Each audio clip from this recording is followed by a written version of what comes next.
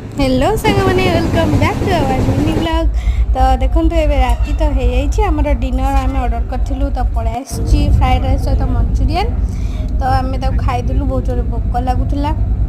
Next morning होला आम पहुँचलु तो से ओल्ल फटो फटो उठेदेलु पुणी बाहर तापर लंच टाइम भी किसी समय पर हो जाता आउ लंच आसी जाइए। ता पूर्वर टिके मुढ़ी खाई झालमुढ़ी तो तापर टिके बसिकी देखी पुणी बाहर नजारा।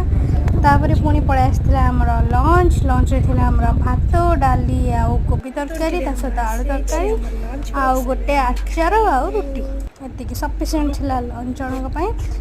तो जहाँ जमी टेस्ट थिला नॉर्मल खाईदेलु। तापरे पुणी देखा गोटे न्यू ब्लॉग रे। तो से पर्यंत रोची लव यू ऑल जय जगन्नाथ।